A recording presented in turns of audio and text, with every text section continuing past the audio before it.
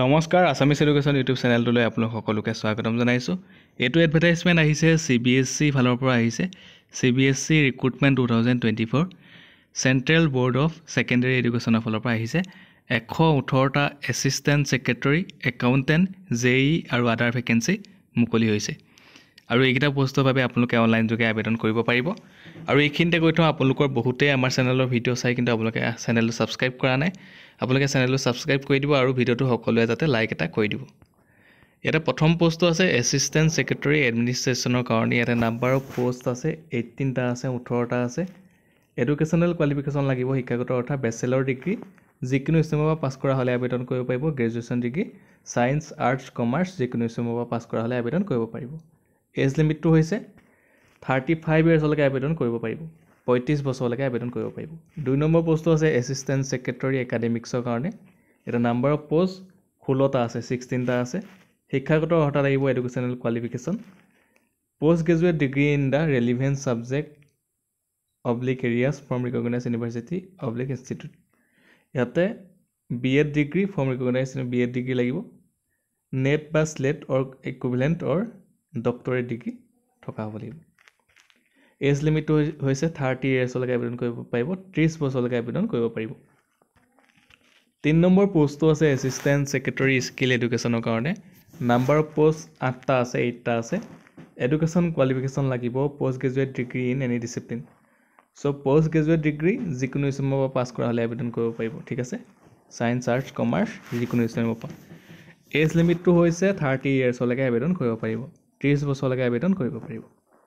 4 number যোনটো post আছে assistant secretary ট্ৰেইনিঙৰ কাৰণে, নাম্বাৰ অফ পোষ্ট 22টা আছে, 22টা আছে। এডুকেশ্যন কোৱালিফিকেশ্যন লাগিব, শিক্ষাগত অৰ্হতা post graduate degree in the relevant subject areas from a recognize university বা ইনষ্টিটিউট। BEd ডিগ্ৰী থাকিব লাগিব, নেট বা SLET or equivalent or doctorate degree. Next এইটোৰ কাৰণে এজ লিমিটটো হৈছে 30 বছৰলৈকে আবেদন কৰিব পাৰিব, 30 ইয়াৰ্ছলৈকে আবেদন কৰিব পাৰিব। 5 নম্বৰ পোষ্টটো আছে একাউণ্ট অফিচাৰৰ কাৰণে। নাম্বাৰ অফ পোষ্ট 3টা আছে, 3টা আছে। এডুকেশ্যন কোৱালিফিকেশ্যন লাগিব bachelor degree of a recognize university institution with economics, commerce বা accounts, finance, business studies oblique cost accounting as one of the subject থাকিব লাগিব। তাৰপিছত ইয়াতে আৰু এটা আছে অৰ্ডিটো আছে bachelor degree of a recognize university institution and having SAS JAO examination conducted by any account audit service department of the central by state government। আৰু দি থোৱা আছে post graduate degree post graduate of a recognize university institution with economics বা commerce, accounts, finance, business studies, cost accounting as one of the subject. এতিয়া দি থোৱা আছে MBA finance বা চাৰ্টেড একাউণ্ট বা ICWA পৰা কৰা হ'লে আবেদন কৰিব পাৰিব। MBA আপোনালোকৰ গম পালে, MBA ফাইনেন্স বা চাৰ্টাৰ্ড একাউণ্ট বা ICWA এই 3টা পৰা কোনোবা এটা পৰা MBA কৰা হ'লে আবেদন কৰিব পাৰিব। 35 ইয়াৰ্ছলৈকে আবেদন কৰিব পাৰিব, 35 বছৰলৈকে দিছে, ঠিক আছে। 6 নম্বৰ পোষ্টটো আছে, 6 নম্বৰ পোষ্টটো আছে জুনিয়ৰ ইঞ্জিনিয়াৰ।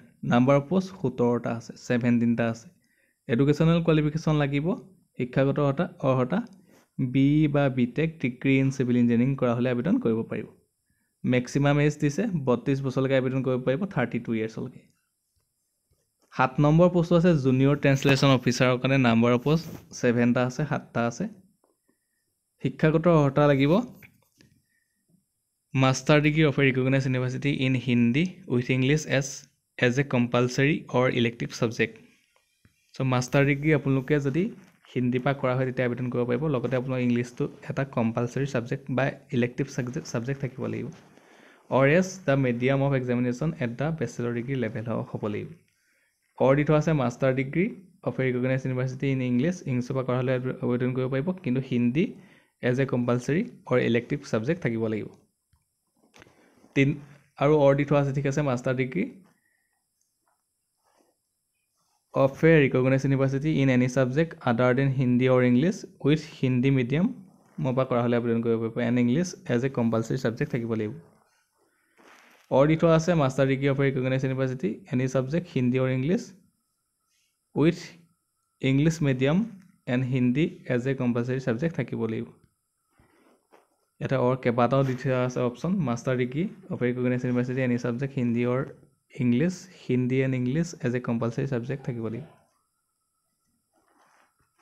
আৰু ইয়াতে উল্লেখ কৰা আছে যে recognised diploma or certificate course in translation from Hindi to English and vice ভাৰ্চা of the 3 years experience in the translation work যদি আপোনালোকৰ এক্সপিৰিয়েঞ্চ থাকে তেতিয়া আবেদন কৰিব পাৰিব এজ লিমিটটো হৈছে 30 years লৈকে আবেদন কৰিব পাৰিব 30 বছৰলৈকে দিছে 8 নম্বৰ পোষ্ট আছে একাউণ্টেণ্টৰ কাৰণে নাম্বাৰ পোষ্ট 7টা আছে 7টা আছে এডুকেশ্যন কোৱালিফিকেশ্যন লাগিব শিক্ষাগত অৰ্হতা লাগিব bachelor degree from recognized university বা institution with economics commerce accounts finance বা business studies cost accounting as one of the subject থাকিব লাগিব এ টাইপিং স্পীড দিছে 35 word per minute in English or 30 word per minute in Hindi on computer so typing স্পীডটো আপোনালোকৰ থাকিব লাগিব as লিমিটটো 30 বছৰলৈকে দিছে 30 years লৈকে আবেদন কৰিব পাৰিব 9 নম্বৰ পোষ্ট আছে জুনিয়ৰ একাউণ্টেণ্টৰ কাৰণে এটা নাম্বাৰ পোষ্ট 20টা আছে 20টা আছে এডুকেশ্যনাল কোৱালিফিকেশ্যন লাগিব 12 class from a recognised university 12 pass কৰা হ'ব লাগিব উইথ একাউণ্টেন্সি বিজনেছ ষ্টাডিজ বা ইকনমিক্স বা কমাৰ্চ এণ্টাৰপ্ৰেনাৰশ্বিপ বা finance business administration taxation cost accounting as one of the subject থাকিব লাগিব ইয়াতো টাইপিং স্পীড সমানেই দিছে ঠিক আছে এজ লিমিটটো দিছে 27 years লৈকে আবেদন কৰিব পাৰিব 27 বছৰলৈকে দিছে 27 years 27 বছৰলৈকে আবেদন কৰিব পাৰিব এজ সিলেকশ্যন আছে কোনো ধৰণৰ কথা নাই যদি SC ST হয় ক্যান্ডিডেট তেতিয়াহ'লে তেওঁলোকক 5 বছৰ এক্সট্ৰাকে দিছে SC ST কাৰণে OBC বা NCL ক্যান্ডিডেট হ'লে তেওঁলোকক 3 বছৰ এক্সট্ৰাকে দিছে তাৰ পিছত আহিলে PWD UR ইনক্লুডিং ওমেন ঠিক আছে 10 বছৰ এক্সট্ৰাকে দিছে PWD OBC NCL হ'লে তেওঁলোকক 13 বছৰ এক্সট্ৰাকে দিছে PWD SC ST যদি হয় তেতিয়াহ'লে 15 বছৰ এক্সট্ৰাকে দিছে ওমেন ক্যান্ডিডেটৰ কাৰণে 10 বছৰ এক্সট্ৰাকে দিছে এক্স সাৰ্ভিসম্যান ক্যান্ডিডেটৰ কাৰণে 3 বছৰ এক্সট্ৰাকে দিছে তাৰ পিছত আহিলে এপ্লিকেশ্যন ফিজ কিমান দিব লাগিব এপ্লিকেশ্যন ফিজটো আপোনালোকে এবাৰ চাই লওক UR OBC আৰু EWS ক্যান্ডিডেটে দিব লাগিব গ্ৰুপ পে পোষ্ট গিটাৰ কাৰণে 1500 টকা দিব লাগিব 1500 rupees আৰু গ্ৰুপ বি আৰু সি পোষ্ট গিটাৰ কাৰণে 800 rupees দিব লাগিব 800 টকা দিব লাগিব আৰু SC ST PWD ex serviceman women আৰু ৰেগুলাৰ CBSE এমপ্লয়িজ যদি হয় তেতিয়াহ'লে কোনো ধৰণৰ এপ্লিকেশ্যন ফিজ দিব নালাগে তেওঁলোকৰ কাৰণে application fees nil how to apply আপোনালোকে কেনেকৈ আবেদন কৰিব অনলাইন যোগে আবেদন কৰিব লাগিব অনলাইন আবেদনৰ লিংক কিটা দি থোৱা আছে অনলাইন আবেদন ষ্টাৰ্ট হৈছে 12 মাৰ্চৰ পৰা 12 মাৰ্চ 2024 পৰা অনলাইন আবেদন ষ্টাৰ্ট হৈছে 12 মাৰ্চ 2024 লাষ্ট ডেট হৈছে